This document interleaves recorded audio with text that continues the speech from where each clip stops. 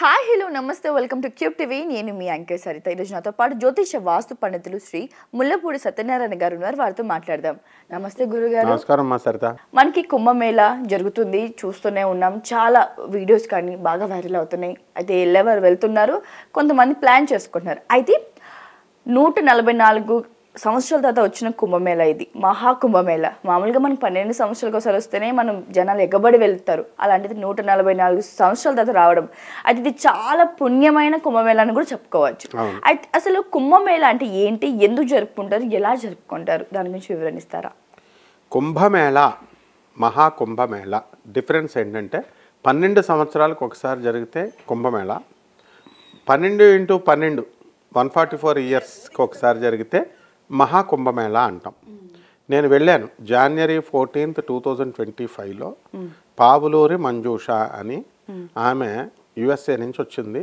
ఆనంద మార్గ్ ఆశ్రమం వాళ్ళు స్పెషల్ గెస్ట్ కింద ఆమెను పిలిపించారు పిలిపిస్తే ఢిల్లీ కలకత్తా అండ్ బృందావన్ బెనారస్ కాశీలో వెళ్ళారు ఇది ఈ కుంభమేళాన్ని ఆవిష్కరింపజేసింది ఆవిడే అనమాట సో అయితే నన్ను కూడా రమ్మంటే నేను భయం వేసింది ఎందుకంటే ట్రైన్లో ఆ లగేజ్తో దిగుతుంటే మొత్తం స్టేషన్ నిండా జనం 2 crores మంది చేశారు first day 13th January and 14th January 1.5 crore అన్నారు అసలు రేపు వచ్చే 27th మౌని అమావాస్య అని ఉంది ఆ రోజున దగ్గర 10 crores వస్తారని ఎస్టిమేట్ వేస్తున్నారు మై గాడ్ కాబట్టి మహాకుంభమేళ అంటే చాలా పరమ పవిత్రమైనది కుంభమేళ కూడా అసలు దాని స్టోరీ ఏంటంటే క్షీరసాగర మథనం చేస్తారు అమృత కలశం పుడుతుంది ఆ అమృత కలశం శ్రీ మహావిష్ణువు గరుత్మంతుడికి ఇస్తాడు దీన్ని జాగ్రత్త పెట్టిన అని ఆయన పట్టుకెళ్తుంటే గరుడు వేగంతో వెళ్తాడు కదా 4 చుక్కలు కింద పడ్డాయి ఒక చుక్క గంగా యమున సరస్వతి 3 కలిసే సంగమం ప్లేస్ అదే ఇప్పుడు కుంభమేళ జరుగుతున్నది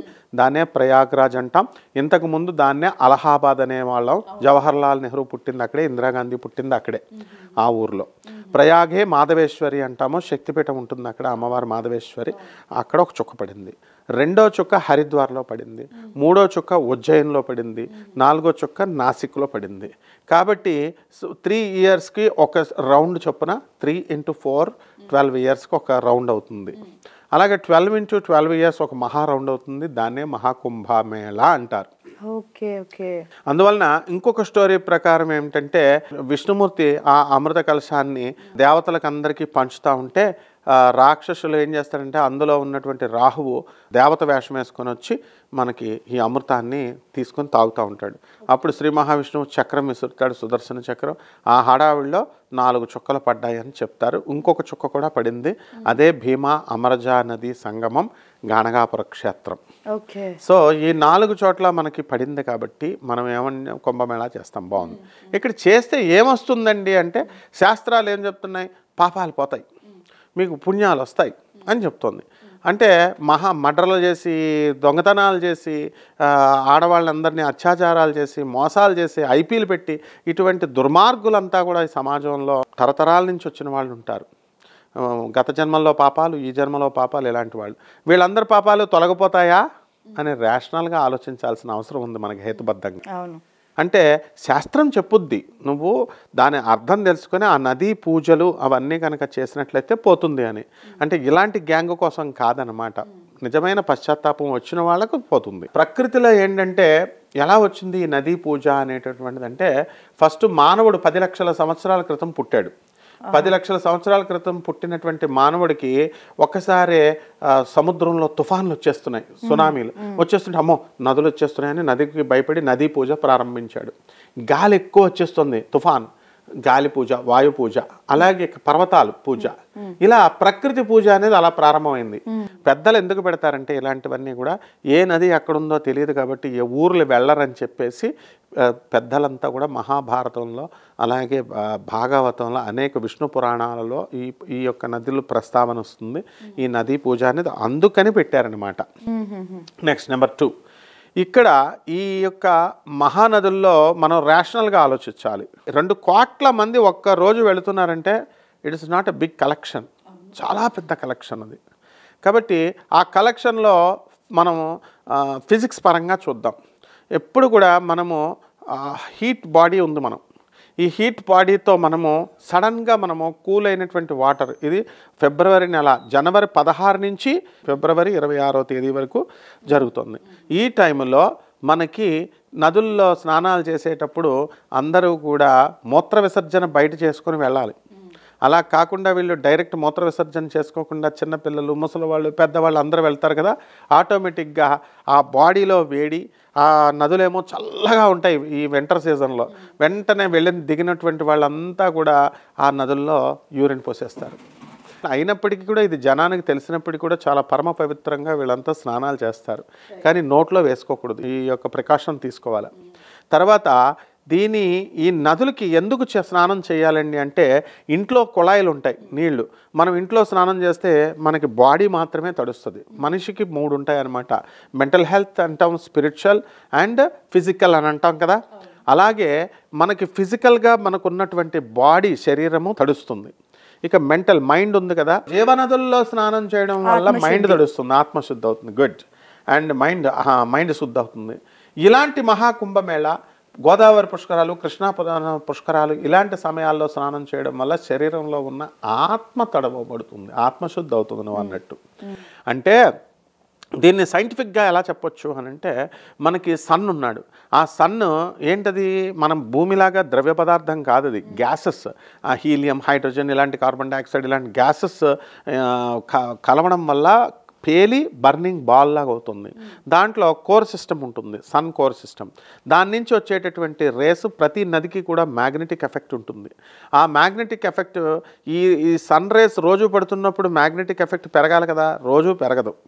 ఈ కుంభమేళాలో ఎలాంటి జరుగుతాయంటే, గంగా, యమున నదులు కలుస్తాయి. సరస్వతి నది అంతర్వాహినిగా వస్తుంది. 3 నదులు కలిస్తే సంగమం అంటాం. పరమ పవిత్రమైంది ప్రయాగ్ రాజ్ అని అందుకే అంటారు, రాజ్ అన్నారు దాన్ని, ఆ తీర్థాన్ని. అటువంటి ఆ ప్రయాగ్ రాజ్లో ఏమవుతుందంటే, ఈ యొక్క గురుడు వృషభ రాశిలో ఉండాలా, శని కుంభరాశిలో ఉన్నాడా, ఇలాగా స్టాండర్డ్ టెంపరేచర్ అండ్ ప్రెషర్ అని ఎస్టీపీ అని కెమిస్ట్రీలో చదువుతాం.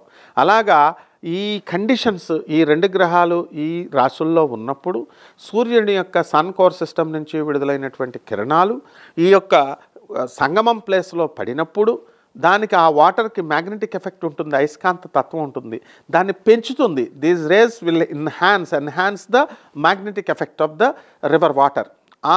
తద్వారా అందులో ఉన్నటువంటి ఆ సంగమంలో ఉన్నటువంటి వాటర్ ఏం చేస్తుందంటే మ్యాగ్నెటిక్ ఎఫెక్ట్ లాక్కొని పొందుద్ది. పొందడం వల్ల మన వాళ్ళందరూ కూడా, పిలిగ్రిమ్స్ అందరూ కూడా వెళ్ళి అందులో స్నానం చేయడం వల్ల యాత్రికులకి అందరికీ కూడా వాళ్ళ ఆత్మ తడవబడుతుంది. కాబట్టి ఆత్మశుద్ధి అయిపోయిందంటే ఇంకేంటి, మన పాపాలు పోయినట్టే. అందుకని ఈ విధంగా స్పిరిచువల్గా, సైంటిఫిక్గా, రేషనల్గా కూడా మనం చెప్పాలి. ఆరోగ్య సూత్రాలు పాటించాలి. క్రౌడ్ మాస్కులు వేసుకొని వెళ్ళాలి.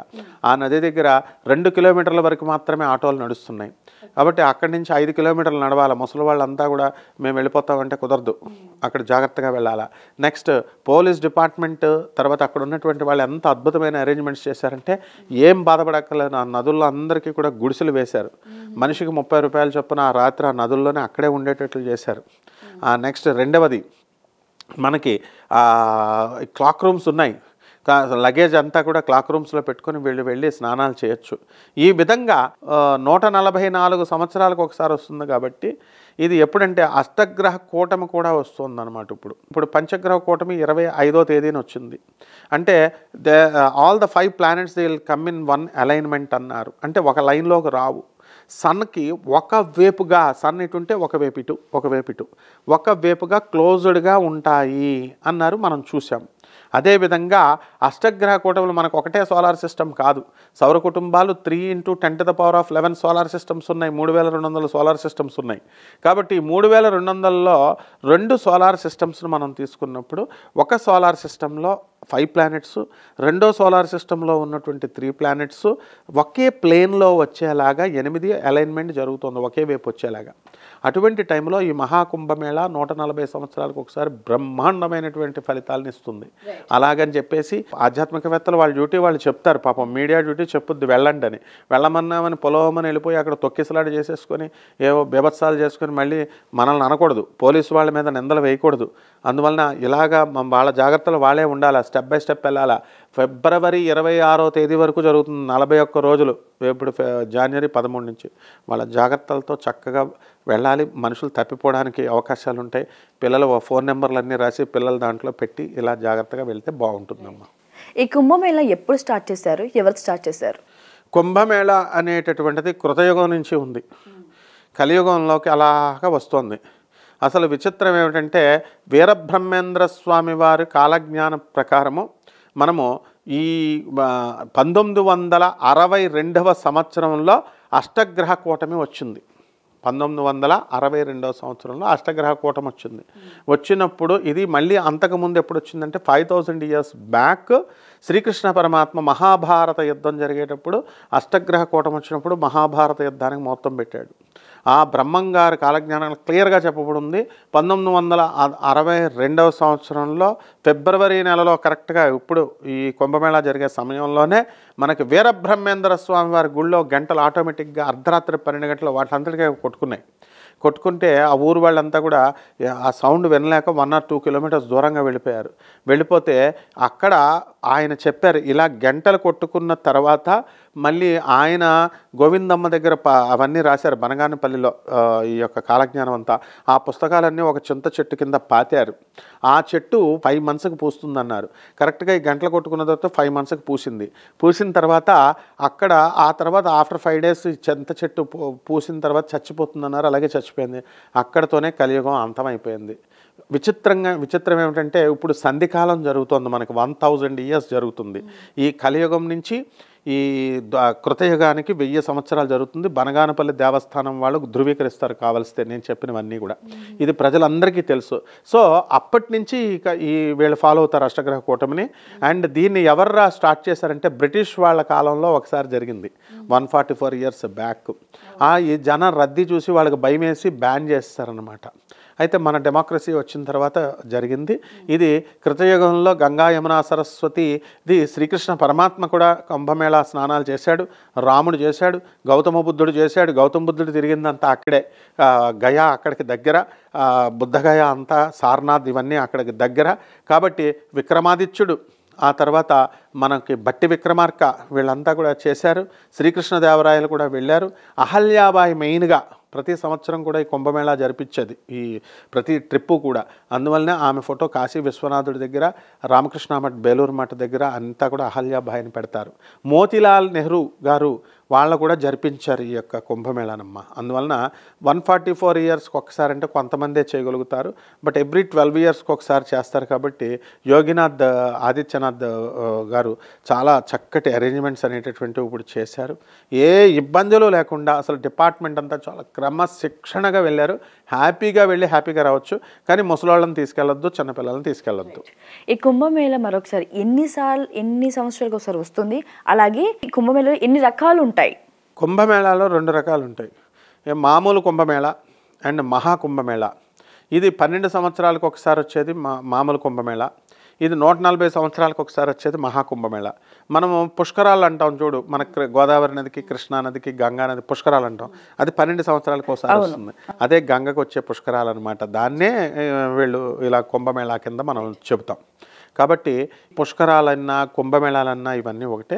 ఇక్కడ నాగ సాధువులు వస్తారు, తర్వాత ఈ అఘోరీలు వస్తారంటారు. అవన్నీ కూడా మామూలు సాధువు డ్రెస్సుల్లో ఉన్నవాళ్ళు వస్తారు. నిజమైన అఘోరీలు, నిజమైన నాగ సాధువులు అక్కడ కనబడరు. వాళ్ళు మేము నాగ సాధువులని మెడలు వేసుకొని సర్టిఫికేట్ ఐడెంటిటీ కార్డులతో రారు కదా, మామూలుగా వస్తారు. వీళ్ళేమో ఏకంగా మాయమైపోతారు. ఎటు నుంచి వచ్చిన వాళ్ళు ఎటు మాయమైపోతారు అని చెప్తారు. అవన్నీ అభూత కల్పనలు. జనరల్గా అందరూ హ్యాపీగా వెళ్ళి చేసుకోవచ్చు. 12 yearsకి ఒకసారి, 144 yearsకి ఒకసారి. కుంభమేళ ఎప్పుడు ఉత్తరప్రదేశ్లోనే జరుగుతుంది, ఎందుకని మిగతా రాష్ట్రాల్లో జరగదు? అంటే గంగ పుట్టింది ఉత్తరప్రదేశ్లో, యమున పుట్టింది ఉత్తరప్రదేశ్, యూపీలోనే. కాబట్టి ఈ గంగా యమున నాసిక్ అనేది మహారాష్ట్రలో పుట్టింది. నాసిక్లో కూడా జరుగుద్ది, కేవలం ఉత్తరప్రదేశ్లో నార్త్ అని కాదు, వెస్ట్లో కూడా జరుగుద్ది మనకి మహారాష్ట్రలో. అండ్ హరిద్వార్లో జరుగుద్ది.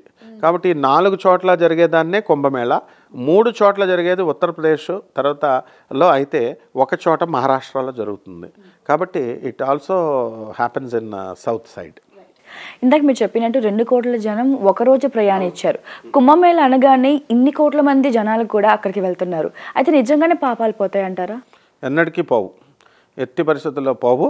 అందులో డౌటే లేదు. దీని గురించి నేను చెప్తాను. కైలాస పర్వతంలో ఉన్నటువంటి శివుడు, పార్వతీదేవి ఇద్దరు కూడా గంగానది స్నానం చేస్తుంటే భక్తులంతా, పార్వతీదేవి భయపడిపోతుంది, వీళ్ళంతా ఏంటి ఎంత స్నానాలు చేసేస్తున్నారు, అంతా కైలాసం నిండిపోతుంది, అంతా కైలాసం వస్తారని అంటున్నారు కదా అని అంటుంది ఆవిడ. అప్పుడు శివుడు ఏమంటాడు, చూడు నేను టెస్ట్ చేస్తానని ఆయన పడిపోతాడు ఒక ముసలి వయసులో బ్రాహ్మణ వేషంలో. ఈవిడ కూడా పార్వతి మామూలుగా ముసలి వయసులో బ్రాహ్మణ స్త్రీ రూపంలో ఉంటుంది. పడిపోతే అందరూ ఏమైంది అని అంటే, మా భర్త పడిపోయాడు, ఎవరైతే నీళ్లు పోస్తారో గంగాజలం పోస్తారో వాళ్ళు లేస్తారు అంటే, మేము పోస్తాం అని అందరూ వస్తారు. అప్పుడు పార్వతీదేవి కండిషన్ పెడుతుంది, అలా కాదు, ఏ పాపము చేయనటువంటి వాళ్ళు ఎవరైతే ఉన్నారో వాళ్ళు పోస్తేనే లేస్తారన్నారు. అందరూ ఆగిపోయారు. అప్పుడు ఒక వేశ్య ఉంటుంది, ఆ వేశ్య ధైర్యంగా వస్తుంది. ధైర్యంగా వచ్చి పోస్తుంటే, నువ్వు వేశ్యవి, నువ్వు పోయకూడదు, నువ్వు పాపాలు చేసావు అంటారు. అప్పుడు ఆ అమ్మాయి అంటుంది ఒక్క మాట, ఎన్ని పాపాలు నేను గతంలో చేసినా శాస్త్రం ఏం చెప్తుంది, గంగానది స్నానం చేసినట్లయితే, ఈ కుంభమేళా సమయం అని పుష్కరాలవని మామూలుగా గంగా స్నానం అవని చేస్తే నా పాపాలన్నీ నశిస్తాయి అని చెప్తోంది. నేను ఆ శాస్త్రాన్ని నమ్ముతున్నాను. పాపం లేని దాన్ని నాకు పోసే హక్కు ఉందని వెళ్ళిపోస్తే శివుడు వెంటనే లేచి, షీ ఈజ్ ఓన్లీ సెలెక్టెడ్, ఈ మొక్కతే కైలాసం వస్తుంది, మిగతా గ్యాంగ్ అంతా కైలాసం కాదు భూలోకంలో ఉండిపోతారంటారు. అందువల్ల ఇప్పుడు కుంభమేళా ఖచ్చితంగా పుణ్యం వస్తుంది. ఎలా అంటే పాపాలు పోతాయి. ఎవరికి? శాస్త్రాలను నమ్మిన వాళ్ళకి, గురువులు నమ్మిన వాళ్ళకి చేస్తే ఆ నదిలో మేము ఈ కుంభమేళా సమయంలో మా పాపాలు నశిస్తాయి అనుకున్న వాళ్ళకు పోతాయి. ఏదో యాంత్రికంగా ఊరికనే వెళ్ళేసి మామూలుగా వచ్చేసే వాళ్ళకు పోవమ్మా. కుంభమేళకు వెళ్ళిన వారు ప్రధానంగా అక్కడ ఏం చేయాలి? కుంభమేళా వెళ్ళినటువంటి వాళ్ళు ముఖ్యంగా తీర్థ స్నానాల ముందు ముఖ్యంగా చేయాలి. తర్వాత పిండ ప్రదానాలు చేసుకోవచ్చు. మన వంశంలో ఎవరికైతే యాక్సిడెంట్లో చచ్చిపోతారో, మొన్న కరోనా టైంలో చాలామంది చచ్చిపోయారు, కర్మకాండాలు లేవు, డెడ్ బాడీయే దొరకలేదు అంటే మనిషికి కొన్ని ధర్మాలు ఉన్నాయి, వాళ్ళని కాల్చడం కానీ కప్పేయడం కానీ చేయాలి. అలాంటివి చేయకుండా ఎవరైతే సగం యాక్సిడెంట్ బాడీ రానటువంటి వాళ్ళు, ఇలాంటి వాళ్ళు ఉంటారు కదా, వీటి వల్ల పితృదోషాలు అనేటటువంటివి ఏర్పడతాయి. ఆ పితృదోషాలు అయినటువంటి వాళ్ళకందరికీ కూడా వాళ్ళు ఏం చేయాలంటే, ఆ సమయాలలో కుంభమేళా సమయంలో, గ్రహణాల సమయంలో, అమావాస్య ఇటువంటి సమయాలలో ఇవన్నీ కూడా పెట్టచ్చు. దాన ధర్మాలు చేయొచ్చు, సువర్ణ దానాలు, భూదానాలు, ఈ దానాలు. అయితే పంతులు గారులు ప్యాకేజీలు ఉన్నాయన్నమాట. అక్కడ 2 లక్షలు అడుగుతాడు, 10,000 ఇట్లా 10 లక్షలు, 2 లక్షలు. వీళ్ళకి భయపడి వీళ్ళు చేయట్లేదు. అటువంటి యాత్రికులు ఏం భయపడక్కర్లేదు. మీకు మీరే గోధుమ పిండాలు పెట్టి చక్కగా ఆ పితృదేవతలకి వాళ్ళని తలుచుకుని వాటి నీళ్ళల్లో కలిపేయచ్చు. అటువంటి వాళ్ళకి ఖచ్చితంగా ₹1 కూడా ఖర్చు అవ్వకుండా వీళ్ళకి ఆ పితృదేవతలకు ఉత్తమ గతులు కలుగుతాయి. చిన్న చిన్న దాన ధర్మాలు చేసుకోవచ్చు. నాగసాధువులని ఇందాక నుంచి మీరు అంటూనే ఉన్నారు. నాగసాధువులు అంటే ఎవరు, వాళ్ళ పని ఏంటి? నాగసాధువులు అంటే వీళ్ళేదో కల్ట్ హైప్ చేస్తారమ్మా. నాగసాధువులు తర్వాత అఘోరీలు ఇలా రకాలు ఉన్నారు. నాగసాధువులు అంటే ఏంటంటే వాళ్ళు అసలు ఎట్టి పరిస్థితుల్లో harmless people are called as sadhus. శివుణ్ణి ఆరాధన చేస్తారు వీళ్ళు. అండ్ దే విల్ వేర్ డ్రెస్సులు వేసుకుంటారు, మామూలు మనకలాగే ఉంటారు. అంతేగాని వీళ్ళు హిమాలయాల్లో ఉంటారంటారు, అదంతా అబద్ధం అనమాట. వాళ్ళు ఇష్టం వచ్చిన ప్లేసెస్లో ఉంటారు. వాళ్ళు మామూలు ఫ్యామిలీ లైఫ్స్లో కూడా ఉంటారు. వాళ్ళు ఇల్లులు అద్దెకు తీసుకోకుండా, ఇల్లు లేకుండా ఎక్కడ ఉంటారు వాళ్ళు? నాగ సాధువులు అంటే ఎక్కడుంటారు, వాళ్ళ లైఫ్ స్టైల్ ఎలా ఉంటుంది, అసలు వాళ్ళు ఏం తింటుంటారు? మామూలు మనం తిన్నదే తింటారు. వీళ్ళంతా శవాల మాంసాలు తింటారు, మటన్లు తినరు, ఇలా ఏదేదో చెప్తారు. ఇవంతా కాదు. హిమాచల్ ప్రదేశ్, హరిద్వార్, నాసిక్ ఇలాంటి కొన్ని హిమాలయ రీజన్స్లో ఉన్నటువంటి ప్లేసెస్, పుణ్యక్షేత్రాలలో ఈ సాధువులు వస్తారు, వెళ్తారు. వాళ్ళు ఆ గుహల్లో అంటే నివాసయోగ్యమైనటువంటి గుహల్లో ఉంటారు. హిమాలయ పర్వతాలకు రమ్మని చూస్తాను, ఇదిగో ఒక్కొక్కడిని చలికి చేస్తారు వాళ్ళు. ఇప్పుడున్న కాశీకే చలి నీళ్ళలో తెల్లజోరు 3 గంటలకు స్నానం చేయమని చెప్తారు వీళ్ళందరినీ. సొల్లు కబుర్లు చెప్తారు వీళ్ళంతా. కాబట్టి నాగసాధువులు ఉన్నారు, వాళ్ళు ఎవరికి హాని చేయరు. వాళ్ళు వెజిటబుల్సే తింటారు, చెట్టు నుంచి పడినటువంటి పండును తింటారు. వాళ్ళు కనీసం హాని చేయరు, ఒక యానిమల్ని చంపరు, వాళ్ళ జీవహింస చేయరు. కాబట్టి వాళ్ళు ఎక్కడ పడితే అక్కడ ఉంటారు. నాగసాధువులు అక్కడికి వచ్చేస్తారు, అదృశ్యమైపోతారు. వాళ్ళు ఎలా వచ్చారో అలా, ఇవన్నీ కొంతమంది ప్రలోభ పెట్టడానికి చెప్పేవి. అసలు నాగసాధువుల్లో ఎలా మారుతారు, మారాలంటే ఏం చేయాలి? నాగసాధువులు అంటే ఎవరమ్మా? మామూలు మనుషులు, మనకలాగే పుడతారు వాళ్ళు. ఎలా మారుతారు? చెప్తాను ఎందుకు మారుతారు. పెళ్ళాలు వదిలేస్తే మారుతారు, తర్వాత చదువులో లవర్ హ్యాండ్ ఇస్తే మారుతారు, ఇలా వాడికి స్పిరిచువల్ థర్స్ట్ ఉందనుకో, వాడికి ఆధ్యాత్మికంగా వాడికి నేను ఎదగాలి అని ఉంటే మారుతారు వాళ్ళ ఇష్టం. అది పూర్వజన్మ కర్మను బట్టి భగవంతుడి మీద అనుగ్రహం ఉండి లగ్నంలో కేతువు ఉండి ఇలాంటి గురుగ్రహం కూడా మంచిగా ఉన్నప్పుడు వాళ్ళు అవుతారు. అంతేగాని ఇప్పుడున్నటువంటి వాళ్ళంతా కూడా మనం చూస్తున్నాం చదువు, హిమాలయ పర్వతాల్లో మేము ఉంటాము, హిమాలయ పర్వతాల్లో తపస్సు చేసి వచ్చామంటారు. ఇదంతా బోగస్. ఒక్కడ కూడా లేడనమాట హిమాలయాలకి వెళ్ళి తపస్సులు చేసి వచ్చిన వాళ్ళు. పరమహంస యోగానందుల వారు ఉన్నారు. ఆయన గురువైనటువంటి యుక్తేశ్వర్ మహారాజ్, లహరి మహాశయుడు, తర్వాత ఈ యొక్క మహావతార్ బాబాజీ ఇప్పుడు కూడా ఉన్నాడు హిమాలయ పర్వతాల్లో. 25 సంవత్సరాల కుర్రోళ్ళలాగా ఉంటాడు. రామకృష్ణ పరమహంస ఆయన గురువైనటువంటి తోతాపురికి ఆనంద మార్గ సంస్థ అధినేత అయినటువంటి గురుదేవులైనటువంటి ఆనందమూర్తి మోక్షాన్ని ఇచ్చారు 400 years తర్వాత. వీళ్ళు ఉంటారు కాబట్టి వాళ్ళ యొక్క ఆధ్యాత్మికంగా వాళ్ళకి పర్సనల్ కాంటాక్ట్స్ అని ఇస్తారు బాబా గారు. అటువంటి వాళ్ళంతా పూర్వజన్మ తెలుసుకుని వాళ్ళ జన్మ కర్మల పరంపర వల్ల సాధువయ్యే లక్షణాలు ఉంటాయి కాబట్టి వాళ్ళకి దేవుడి మీద విపరీతమైన థర్స్ట్ ఉంటుంది. అండ్ వాళ్ళ భిక్షాటనే వాళ్ళ జీవన విధానం. అక్కడ అడవుల్లో ఉంటారు, కూరగాయలు తింటారు, రైస్ కూడా తింటారు, చపాతీలు కూడా తింటారు. కాబట్టి వాళ్ళది ఆహార పదార్థాలన్నీ కూడా ఆహార వ్యవహారాలు ఆహార్యాలు డిఫరెంట్ ఉంటాయని వీళ్ళంతా సొల్లు కబుర్లు చెప్తారు. అవన్నీ కాదు. They are good people and they will eat vegetarian food. చాలా మంది అంటే ఇప్పుడు నాగసాధువులు ఆల్రెడీ కుంభమేళకు వస్తున్నారు. చాలా మంది కుంభమేళకు వచ్చి నాగసాధువులుగా మారిపోతున్నారు. ఈ మధ్య కొన్ని వైరల్ అవుతున్న న్యూస్ అంటే హీరోయిన్లు కూడా మారిపోవాలనుకుంటున్నారని. అసలు ఏంటంటారు దీన్ని మొత్తానికి? శ్మశాన వైరాగ్యం అని ఒకటి ఉంటుంది. మనం ఎప్పుడైనా సరే శ్మశానానికి వెళితే ఒక నిమిషం బాడీని కాల్చేస్తుంటే మనం ఏం సాధించాము, చచ్చిపోతున్నాం అని వైరాగ్యం వస్తుంది. అలా వైరాగ్యాలు తాత్కాలికంగా మహాకుంభమేళలో వస్తుంది. అక్కడ ఉన్నటువంటి స్పిరిచువల్ వైబ్రేషన్ డిఫరెంట్ ఉంటుంది. గంగా అనేటటువంటి మహానది సాక్షాత్తు శ్రీ మహావిష్ణువు పాదాల నుంచి పుట్టింది. యమున అంటే యముడి యొక్క సోదరి కాబట్టి సరస్వతీదేవి బ్రహ్మదేవుని యొక్క భార్య నది రూపంలో వచ్చింది. కాబట్టి పరమ పవిత్రమైనటువంటి ఈ 3 నదుల సంగమంలో స్పిరిచువల్ వైబ్రేషన్స్ ఉంటాయి. నీకు ఒక ఉదాహరణ చెప్తాను. ఏరియాకి జియో సెంటిమెంట్ అనేది ఎలా ఉంటుంది. పాండవులంతా కూడా కుంతీదేవితో సహా వీళ్ళంతా వెళ్ళారు కదా. వెళ్ళినప్పుడు ఈ ప్రయాగరాజ్ వెళ్ళే స్నానాలు చేశారు. ఇంకొంచెం ముందుకెళ్తే బీహార్ దగ్గర పుందాగ్ అని రైల్వే స్టేషన్ ఉంటుంది. అక్కడ ఆనందనగర్ ఉంటుంది. అది దాటితే రాంచీ వస్తుందన్నమాట. ఈ పుందాగ్ దగ్గరికి వచ్చేసరికి, ఈ ప్రయాగ్రాజ్ దగ్గరికి వచ్చేసరికి కుంతీదేవిని అడగమంటాడు కృష్ణుడు. ధర్మరాజుని అడగమంటాడు, మీ అమ్మ మనసులో ఏముంది అని. నేను సాధన చేసుకుని మోక్షాన్ని తెచ్చుకోవాలా అంటుంది కుంతీదేవి. ఇంకొంచెం ముందుకు వెళితే రాంచీ దగ్గరికి వెళ్తారు. రాంచీ దగ్గరికి వచ్చేసరికి ఏముంది నీ మనసులో అని అడిగితే ఆమె ఏమంటుందంటే నాకు మళ్ళీ పెళ్లి చేసుకోవాలని ఉంటుంది అని చెప్తుంది. అంటే మెటీరియలిస్టిక్ ప్రొపెన్సిటీస్, మెటీరియలిస్టిక్గా ఆలోచించే విధానము రాంచీ లాంటి భూముల్లో ఉంటాయి. మళ్ళీ బ్యాక్ వచ్చిన తర్వాత ప్రయాగ్రాజ్ దగ్గరికి వచ్చిన తర్వాత అడగమంటే నేను మళ్ళీ సాధన చేసుకొని మోక్షం తెచ్చుకోవాలని అడుగుతుంది. అంటే ఇది మహాభారతంలో ఉంది. ఏ పర్వంలో ఎక్కడుందో చెప్పమంటే నేను చెప్తాను ఎవరికైనా అబ్జెక్షన్ ఉంటే. అంటే కొన్ని ఏరియాల్లో పవిత్రత ఉంటుంది. ఈ గంగా యమున సరస్వతి సంగమ స్థానమైనటువంటి ప్రయాగరాజ్ అంటారు. నదులన్నీ కూడా రాజులైనటువంటి గంగా యమున సరస్వతి వీటిని మించిన తర్వాతే గంగే చ యమునే చైవ సరస్వతి నర్మదే సింధు కావేరి జలేస్మిన్ సన్నిధిం కురు అంటాం. 3 నదులు కూడా యమ సాక్రిఫైస్ చేసినాయి. యమునా నదికి ఎందుకంటే అంత గౌరవాన్ని ఇచ్చాడు. మధుర పక్కన ప్రవహిస్తోంది, కంసుడు పక్కనే ఉన్నాడు. శ్రీకృష్ణుడు వెళుతుంటే దారిమ్మంటే వసుదేవుడికి ఆ కంసుడు ఏం చేసేస్తాడో అని భయపడలేదు. ఆమె దారి ఇచ్చేసింది. దారి ఇచ్చేసరికి ఆయన వెళ్ళిపోయాడు. కంసుడికి కూడా లెక్క చేయలేదు ఆమె. కాబట్టి యమునాకి 2nd place ఇచ్చారు. అదే గోదావరిని అంతని వెనక్కి తోసేశారు. ఎందుకంటే సీతాదేవిని ఎత్తుకెళ్ళిపోతున్నప్పుడు గోదావరిని అడుగుతాడు రాముడు. చూసింది గోదావరి నది. అమ్మ ఎక్కడుందో చెప్పు అంటే అబద్ధం చెప్తుంది, నేను చూడలేదని. ఎందుకని?